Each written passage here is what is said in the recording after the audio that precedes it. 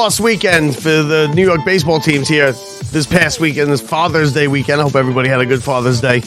But Mets, Yankees did not have good Father's Days. They did not have a good weekend overall.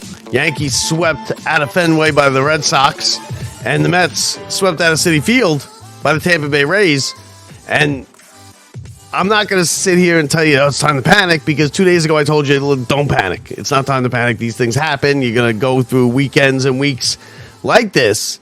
And I'm not saying panic now by any means. I don't think so. The Mets still have the best record in Major League Baseball. They still have the best ERA in the National League. So I think, listen, it's not panic time, but I think what this weekend did is it highlighted some deficiencies with both of the teams. Judge went 1 for 12. Soto went 1 for 10 with 3 walks, and we're going to get to Soto. The Mets, the pitching staff, the Mets pitching staff that has been just incredible this whole through the first 70 games of the season is kind of in shambles right now, right? You got Senga on the shelf. He's going to be out a month. You got Megill stinking up the place in his last couple starts for about a month and a half now with Megill. You got Griffin Canning, who has not pitched well in his last couple starts and was walking the ballpark yesterday. And you got the Mets, who are just kind of not playing fundamentally well this weekend. You had that bunt in the first inning that Beatty and Canning just were looking at each other as the thing rolled between them in the first inning, ended up costing them 3 runs. And that was the ball game. And give credit to the kid who pitched for Tampa. He pitched a hell of a game. He had the Mets, but the Mets, the pitching is not very good, because even the 2 guys who are coming back, we're getting Manaea back, Montas, they're getting beat up down in the minors by minor leaguers on these rehab starts. They don't even want to bring either one of them back up right now because they're not good enough. They're getting shelled in the minors. So a little bit of, adversity here for the Mets. First, they've gone through 1 or 2 of these, but this one, I think, you played a good team. Tampa's a good team. They give Tampa credit because they're playing well. They've had the best record, the best winning percentage in baseball since May 30th, I believe. From May 30th till, through today, they've had the best winning percentage. And they're playing a ton of road games. That when they do go home, they're playing in a minor league ballpark. So give them credit. Give Tampa credit. They're a good ball club, and they're playing well. But the Mets, listen, you don't want to get swept at home by Tampa. And Tampa is somewhat of a mystery, because the Mets can't beat Tampa. They've lost, I think, 15 of 18 against the Rays, which is a pretty high rate of losing to one single team, especially for a good team in the last 2-3 years, which the Mets have been. But you're coming into a big week now for the Mets. They lost some ground here in this weekend, right? It's not the end of the world. They're still in first place, but you see how quickly that 6-game lead could right down to 2.5 in just a matter of 3 or 4 days. So it's still too early, I think, to really be monitoring the scoreboard and scoreboard watching and checking the standings. Just go out there, win series, win games, and let it take care of itself for now. But when you do peek up at it, and you peek up in one day and it's 6, and then the Mets are winning and all is right in the world, and then 3-4 days later you peek up and it's 2.5, and the Mets just lost 3 in a row and they're not playing well at all, well, you see how quick things can turn. And it's also another reason why you just can't go every day to day worrying about things like with baseball, because you'll drive yourself crazy. So the pitching, it's an issue now. I'm not going to, it's kind of, they were in over their head for most of the, listen, I don't think anybody really thought that the pitching staff was as good as they were playing, as well as they were pitching. They're not that good. They're not a 2.5 ERA staff. But now it's kind of all falling apart at the same time. Now it's only 3 games, right? They're bringing Blackburn from the bullpen into the starting rotation again as they hit as they're going to do, I guess, a 6-man staff. I haven't heard that they're moving Megill back to the pen, but that's the next logical move. Is Megill's going to head? He's going to find himself at the bullpen. if he keeps pitching like this. And he's been pitching like this now for about, 6 starts. As far as Canning goes, he was good through his first 10 starts, like really good. Now you're seeing a little bit of the Griffin Canning from last year, who was the bottom of the barrel in ERA in the major leagues. Because he issued, he let up most runs he let up all year, 6 runs yesterday, earned runs, in only 4 and a third. So he couldn't get out of the 5th inning. Mets starters couldn't get out of the 4th and 5th inning in the last 2 days. He walked 5 guys yesterday. Most he's walked in over a year. He's pitched to 9.39 ERA over his last 4 starts. Now that's the Griffin Canning that nobody wanted to sign. Not the Griffin Canning that we got the first 2.5 months of the season. 4 starts, almost a 10 ERA. That's worrisome.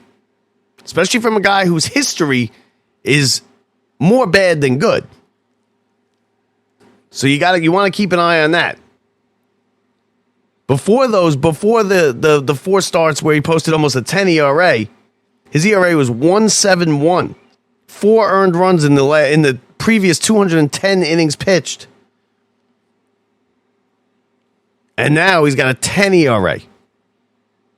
I mean, talk about one end of the spectrum to the other. So, the weekend was a bad weekend for the Mets, right? Now, when you talk about Soto, he has 3 good games. Oh, Soto's back. This is him. He's going to take off now. He never seems to get off the ground. And I'm not going to sit here and then go, to the extreme and go, it's a bust. What are they doing? All this money. But all you hear about Soto is that he was 1 for 10 this weekend, but he did walk 3 times yesterday, right? He has the most 3 walk games in the major leagues this year. I'm sorry, but we're not paying you $50 million to walk. I get it. You got a good eye. You're very good pitch selection. You're good at getting on base. That's not what we're paying you $50 million for. You got to start hitting. 1 for 10 with 3 walks is not going to cut it.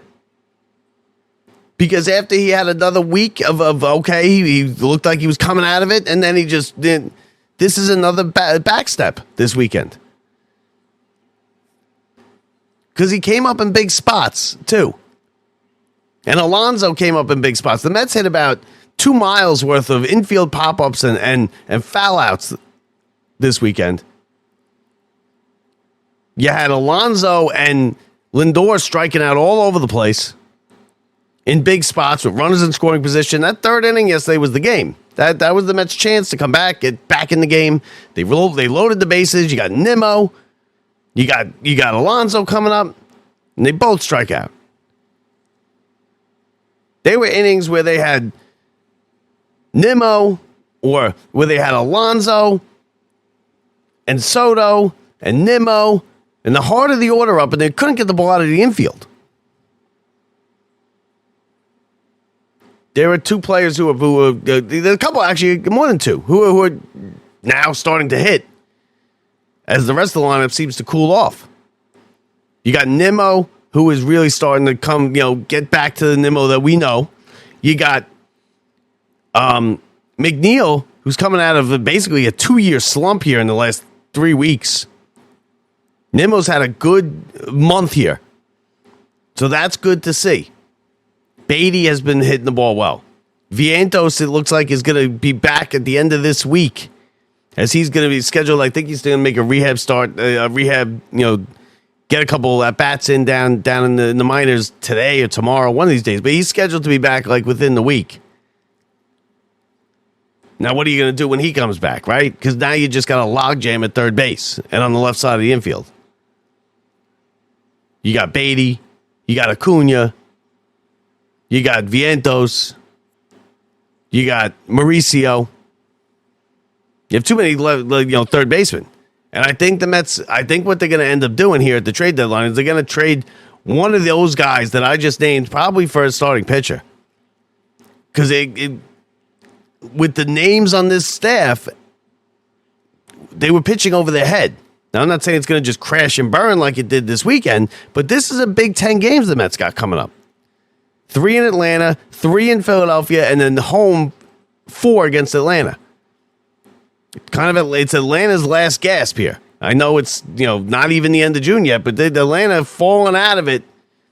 Won a couple games. They got the Mets limping in. They could smell blood in the water. They need to win 3 out of 4 of this series. And then win 3 out of 4 next week at Citi Field. I don't know if the Braves are good enough to do that. I don't know if the Mets are bad enough to lose those games. Mets are a good team. And I like that. And it's times like this that you're glad you have somebody like Mendoza as your manager. Because he's just a calming influence. Okay, this is going to happen. We're just not playing well. The walks are he's a very just even keel. He's not going to get too worked up over a couple losses. He's not going to get too worked up over a couple wins. He's been in baseball a long time. Maybe not as a manager, but he's been he's a good baseball guy. But when it comes to Soto, listen, I'm sick of hearing that. Oh, here he is. He's starting to go. As far as I'm concerned, he hasn't gotten it going yet this year. And it looked like he had about a good week, solid week and a half, but. Then he goes 1 for 10 with 3 walks, and they're highlighting 3 walks. They're highlighting the fact that he leads the league in 3-walk games, and that he's always on base. And I get it; that's a good thing. It's a good thing to be on base. Don't get me wrong. I know that it's better to be on base than in the dugout, right? But we're not paying you $50 million to walk to first base. Takes him an hour to get there, too. By the way. He walks up the line. He stops halfway through. He takes his shin pad off. He hands it to the guy. Then he continues to walk. Then when he gets about 3 feet from the base, he slows up even more. He's like the Steve Traxel of walks. But he's got to start hitting.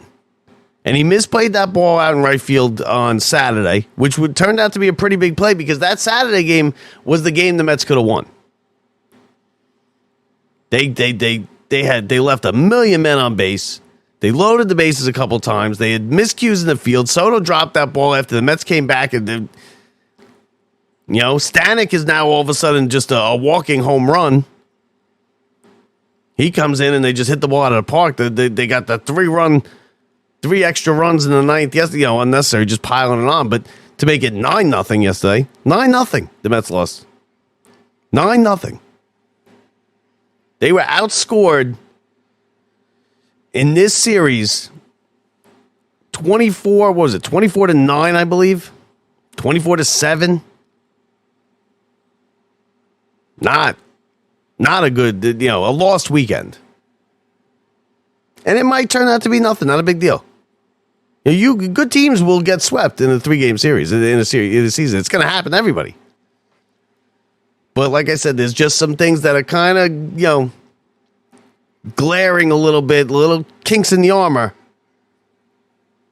And the pitching is one of them, and it's all in shambles, right? Because it's just one thing after another. You got Senga down, you got the guys that are there pitching and not been pitching well. The bullpen is now giving up home runs that it wasn't giving up. And you got the 2 guys that are supposed to be, if this happens, to come in and shore things up, Minaya and Montas. Both can't get out of the minor leagues because they're getting knocked around all over the minors. So, just you want to keep an eye on things if you're the Mets, right? Big week ahead coming up. Big week. Peterson is the only bright spot right now. Peterson, listen, I didn't mention that, but that complete game shutout, first of his career. So at least you got Peterson every fifth day now. And I do expect the Mets to come out. I do expect them to have a good series against the Braves. Take 2 out of 3. I expect them to take 2 out of 3. You still expect that, because this is still a team that we've watched out for 2 months be one of the best teams in baseball and have basically a bad week. But I think it's a little bit of a danger point for the Mets. You don't want to let this, you don't want to lose 9 out of 10 and go into that Yankee series. And who's another team that's limping through? They got beat up. The Yankees they don't even know how to run the bases. Judge 1 for 12. Red Sox trading Devers, still beating the Yankees. They finally got over 500, the Red Sox. And now you got to watch out because now you got Rafael Devers in the National League out in San Francisco. That's something to watch now. He's one of the best players in baseball. He's having a fantastic season. He didn't even want a DH, and he went to DH, and he's just been hit the ball everywhere. So that's something that you're going to want to watch. That tightens up that NL West with the Giants. It gives the Giants a legitimate chance now at that division, I think. But the Mets, listen, the Mets had a season-high 9 walks in the game yesterday. You can't walk the ballpark. And you know what? Tampa Bay walked 3 in a row with a 6-0 lead. And the Mets couldn't push a single run across. 6-0, walked 3 in a row. I mean, if you're the manager there, if you're Tampa Bay's manager, you're ripping your hair out. We're winning 6-0, you walk 3 in a row, and then the Mets couldn't capitalize. They get no runs. They allowed 7 or more runs in each of the 3 games this weekend. It's the first time they've done that since July 1st, June 29th through July 1st of last year. And like I said, Acuna has been on base. Now, Acuna is the kind of player where you can be like, okay, you know what? When he gets on base, you want on base. Soto, we want hitting. Swing the bat. He hasn't had, he hit one on the button yesterday that it was a line drive. He just got under it a little bit and fly out. But he gave it a good ride. The rest of the weekend, in the middle of that lineup was just hitting pop-ups all day. All weekend.